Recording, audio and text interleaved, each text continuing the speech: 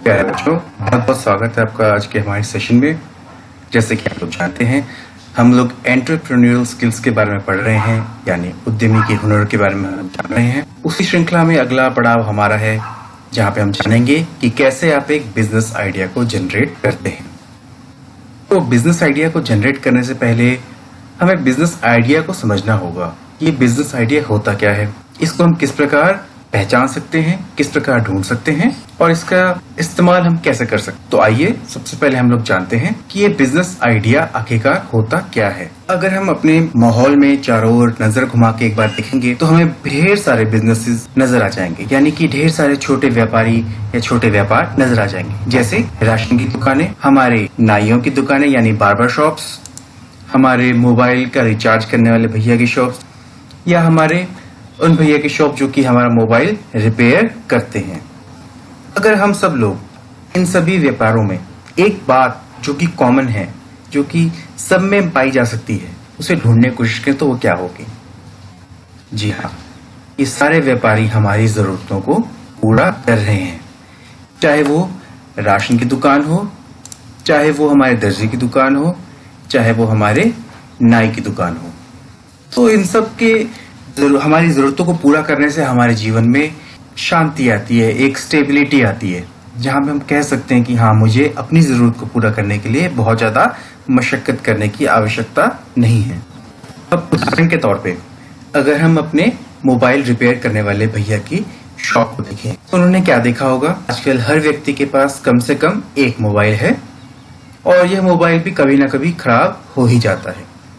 अगर ये मोबाइल खराब है, ये जरूरत हमारे समाज में पैदा हो गई कि हमें आसपास में ही कहीं ना कहीं मोबाइल ठीक करने की एक शॉप चाहिए।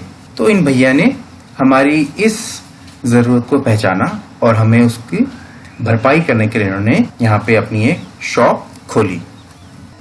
यानी कि एक तरीके से हम लोग कह सकते हैं कि जितने भी बिजनेस होते हैं उनका मूल उद्देश्य ग्राहकों की जरूरत को पूरा करना होता है। बिजनेस आइडिया ग्राहकों की जरूरत पूरा करने का एक उपाय है।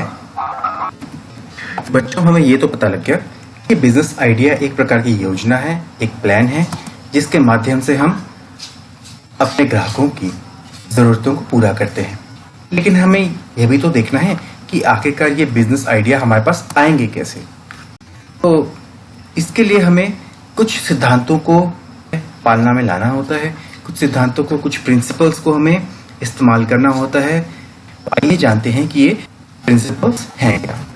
इन्हीं सिद्धांतों में सबसे पहला सिद्धांत है ideas based on customer needs. तो कस्टमर नीड यानी कि हमारे ग्राहकों की जरूरत। तो ग्राहकों की जरूरत क्या है? जैसा कि हम सब लोग जानते हैं, बिना खाए तो हम लोग जीवित रह नहीं सकते हैं। और अगर हम ऐसे क्षेत्रों की बात करें जैसे कि दिल्ली, मुंबई, यानी कि हमारे बड़े बड़े शहर जहाँ पे ज्यादातर लोग नौकरी पेशा होते हैं, यानी कि जॉब वाले होते हैं, उन लोगों के पास बहुत कम समय बचता है कि वे पौष्टिक खाने का इंतजाम कर सकें या उसे खुद बना सकें। तो उनके पास क्या है? एक जरूरत है, पौष्टिक खाने की उनके पास आवश्यकता है। तो इसी जरूरत के आधार पे आप बिजनेस चालू कर सकते हैं, जैसे कि यहाँ पे श्रीमती निर्मला जी ने किया। निर्मला जी ने इस जरूरत को पहचाना और अपने ग्राहकों के लिए, यानी कि वो लोग जिन्हें पौष्टिक खाने की आवश्यकता है, उनके लिए उन्होंने खाना बनाना चालू किया और उसे पैक करके उन्होंने उसे अपने ग्राहकों तक पहुंचाना चालू किया। तो निर्मला जी ने एक नए व्यापार की शुरुआत की। तो यहाँ पे निर्मला जी को व्यापार मिला, वहां पे ग्राहकों की जरूरत पूरी हुई। ये निर्मला जी ने बहुत ही बेहतर किया, अपने ग्राहकों की जरूरत को पहचान के उनके लिए उस जरूरत को पूरा किया। निर्मला जी अपना टिफिन पैक करके अपने ग्राहकों तक पहुंचा देती हैं। वे उन्हें बहुत ही मजे से, ठीक इसी प्रकार उन्होंने अपने ग्राहकों की उभरती हुई या मौजूदा जरूरत को पहचान करके अपना बिजनेस चालू किया। आइए दूसरे सिद्धांत के बारे में हम जानते हैं। तो अगर हमारे पास कोई अपना इंटरेस्ट है जिसके के इस्तेमाल करके हम किसी भी प्रकार की समाज में पैदा हो रही जरूरत को पूरा कर सकते हैं, आइए अब हम पूजा जी के बारे में बात करते हैं। पूजा जी को सिलाई का बहुत ज्यादा शौक है, तो उन्होंने अपने सिलाई की हुनर को इस्तेमाल करते हुए बैग सिलने चालू किए।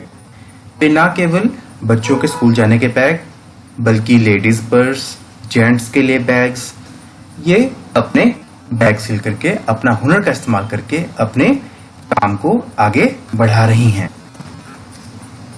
बैग सिलने के कारण ना कि इनका सिर्फ शौक पूरा होता है बल्कि इनका घर भी चलता है। तो एक तरीके से अगर हम देखें तो जब आपको अपने हुनर के बारे में पता होता है और आप अपने हुनर का इस्तेमाल करके अपने जीवन में आप उससे कोई व्यापार बना सकते हैं, एक अच्छे एंटरप्रेन्योर बन सकते हैं, तो ना कि उससे सिर्फ आपका अपना मनोबल बढ़ता है बल्कि ऐसे लोग जो कि आपके साथ जुड़े हुए हैं, चाहे वे आपके परिवार के लोग हैं, चाहे वे आपके बिजनेस पार्टनर्स हैं, उन लोगों का भी भरोसा आपके ऊपर बहुत ज्यादा बढ़ जाता है। तो ये हमारा एक बहुत अच्छा उदाहरण था जहां पे दूसरी सिद्धांत आ गया कि एंटरप्रेन्योर्स ओन टैलेंट और इंटरेस्ट, यानी कि किसी भी उद्यमी का अपना शौक या उसकी जो उसे चीज पसंद है, जो उसका हुनर है, उसके आधार पे भी वह अपना एक व्यापार चालू कर सकता है। आइए अब हम अपने तीसरे सिद्धांत के बारे में जानते हैं जो कि idea from a business idea. सामने हमारे राजीव जी बैठे हुए हैं। राजीव जी ने एक राशन की दुकान खोली, यानी कि वही परचून की दुकान, यानी कि ग्रोसरी स्टोर। तो इनके इस बिजनेस में बाकी ग्रोसरी स्टोर्स के बिजनेस से कुछ अलग है। राजीव जी ने कुछ अलग सोचा और कुछ बेहतर सोचा। इन्होंने क्या किया, ग्रोसरी स्टोर का आइडिया यानी कि परचून की सामान का जो इनका आइडिया था, इन्होंने राशन की दुकान से उठाया और इन्होंने इसकी होम डिलीवरी लोगों को चालू कर दी। यानी कि राजीव जी अब सामान लोगों के घर तक पहुंचाते हैं। तो इनके पीछे मौजूद ये इनके कार्यकर्ता उस सामान को इकट्ठा करते हैं, पैक करते हैं, उसका बिल बनाते हैं और ग्राहकों के घर तक पहुंचाते हैं।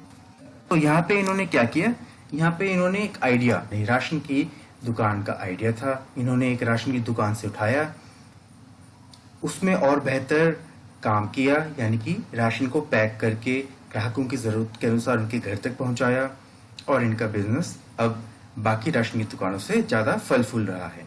जब भी आप किसी दूसरे मौजूद बिजनेस से एक आइडिया उठाते हैं और उस आइडिया को और बेहतर तरीके से आप प्रस्तुत करके बिजनेस को नया रूप देते हैं, ग्राहकों की जरूरतों को और बेहतर तरीके से आप पूरा करते हैं, इस प्रकार भी आप एक बिजनेस आइडिया बना सकते हैं। बिजनेस आइडिया आप इस्तेमाल मिला करके एक नया बिजनेस आप होम डिलीवरी का, जैसे कि राजीव जी ने शुरू किया है, आप अपना भी एक बिजनेस आइडिया इस्तेमाल मिलाकर अपना व्यापार खड़ा कर सकते हैं। चौथा हमारा सिद्धांत है प्योरली रचनात्मक होकर के, यानी प्योरली इनोवेटिव होकर के आप अपने ग्राहकों की जरूरत उस आइडिया को बना सकते हैं। तो ऐसे भी आइडिया के साथ आप अपने नया बिजनेस चालू कर सकते हैं। जैसे हम सामने अपने मोनिका जी को देख रहे हैं। मोनिका जी ने एक बहुत ही ज्यादा इनोवेटिव और सरल आइडिया बनाया। इन्होंने क्या किया कि इन्होंने सब्जियां काट के अच्छे से धो करके पैक कर दी, ताकि घर की महिलाएं हैं जो कि नौकरी पेशा हैं या जो बिजनेस ओनर्स हैं, दूसरे एंटरप्रेन्योर्स हैं जिनके पास समय नहीं है, उन्हें धो करके एक बहुत ही अच्छे तरीके से पैक करके उनके लिए तैयार रखा। तो यहाँ पे हम लोग देख सकते हैं कि इन्होंने अपने रचनात्मक स्वभाव से अपनी रचना का प्रयोग करके इन्होंने कितना ही बेहतरीन एक बिजनेस आइडिया निकाला है। बच्चों, अगला सिद्धांत है लोकेशन बेस्ड आइडिया, यानी कि आपके स्थान को जो सूट करे, जहाँ पे आप रहते हैं होती है, तो इससे जुड़े हुए कुछ भी व्यापार आप बना सकते हैं। जैसे कि उदाहरण के तौर पे सेब की पैदावार के लिए स्प्रे की बहुत ज्यादा आवश्यकता होती है। इस फसल को बचाने के लिए आपको स्प्रे करना पड़ता है, आपको इन पौधों की देखभाल करनी पड़ती है। तो आप इनके किसानों से इस देखभाल को ठेके पर ले सकते हैं, जैसे कि यहाँ पे सुशील जी ने किया। इन्होंने क्या किया कि इसको आपने ठेके पे लिया और आपने इस होने तक आपने इस फसल की देखभाल की, और ऐसा करने से क्या हुआ कि किसान को भी सहूलियत हुई, क्योंकि उसको जरूरत थी कि उसकी फसल की देखभाल अच्छे तरीके से हो, जिसे वो स्वयं अकेला करने में असक्षम था, और आपको भी एक रोजगार मिला। तो ये एक आपका लोकेशन बेस्ड आइडिया, यानी कि आपके स्थान पे निर्भर करने वाला आइडिया है। आपका अगला आइडिया है सीजन बेस्ड आइडिया। ये सिद्धांत ऐसा है कि कुछ चीजों को हम एक खास प्रकार के मौसम में, एक खास प्रकार के समय में इस्तेमाल करते हैं। जैसे कि बुआई होने से पहले हम लोग खाद का इस्तेमाल करते हैं, तो उससे पहले आप एक जैविक खाद का प्रोडक्शन कर सकते हैं, जैविक खाद का उत्पादन कर सकते हैं, इसे आप किसानों को बेच सकते हैं। ठीक, या गर्मियों में आप एक फ्रूट जूस का एक छोटे से शॉप लगा सकते हैं, यहाँ पे जहाँ पे आप नींबू पानी, फ्रूट जूस, गन्ने का रस ऐसी आइटम्स बेच सकते हैं। तो ये सिद्धांत हमारे खास सीजन पर या खास समय पे आधारित है, जहाँ पे आप निश्चित समय पे कुछ व्यापारों को इस्तेमाल में ला सकते हैं, यानी व्यापार। अगला आपका सिद्धांत है इवेंट बेस्ड आइडियाज। यह वह योजनाएं हैं जो कि आप खास मुहूर्त पे यानी खास कार्यक्रमों में इस्तेमाल कर सकते हैं, जैसे कि शादी, ब्याह, नवरात्रे, रमजान। की शादी के समय जब सीजन होता है तो उसमें कार्ड छपने होते हैं, या शादी की आपको मैनेजमेंट करनी होती है, तो कार्ड छापने का एक बिजनेस इवेंट बेस्ड बिजनेस हो गया, है ना। अब जैसे कि मान लीजिए नवरात्रे में कहीं कोई लोगों को बहुत ज़्यादा स्पेशल टाइप के खाने की आवश्यकता पड़ती है जिसमें कि अन्न ना हो, तो आप उस बिजनेस में जा सकते हैं। या आप जैसे कि शादियों में शादियां कंडक्ट करवाना, शादियां की सारी जितनी भी तैयारियां उन्हें पूरा करवाना, आप ऐसे बिजनेस में भी भाग ले सकते हैं। तो इसे आप कहते हैं इवेंट बेस्ड बिजनेस। अब जैसे कि मान लीजिए कड़वा चौथ को ले लीजिए, तो कड़वा चौथ में क्या होता है कि महिलाओं को सजना संवरना होता है, तो उसके सजने संवरने के लिए जैसे कि ब्यूटी पार्लर हो गया, या उनके कपड़े जो नए पहनते हैं उसके लिए टेलर का काम हो गया। तो ऐसा आपका इवेंट बेस्ड बिजनेस आइडियाज आप इस्तेमाल करके इसे व्यापार में भी आप तब्दील कर सकते हैं।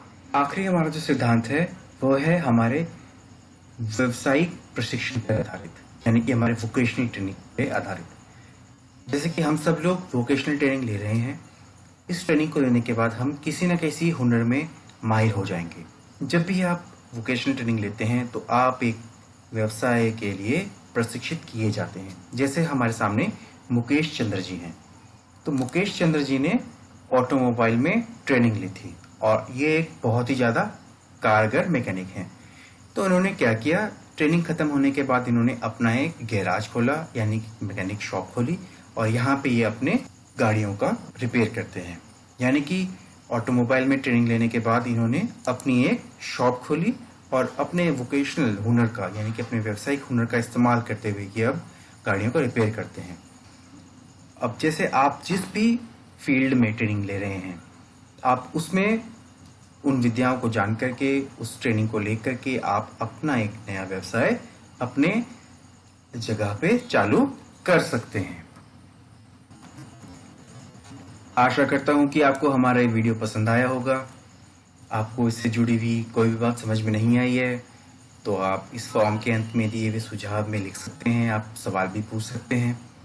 और अब हम लोग थोड़ा जो हमने पढ़ा है इसके बारे में थोड़े से क्विज के प्रश्न हल करेंगे, ताकि हम देख सके कि हमने कितना सीखा है।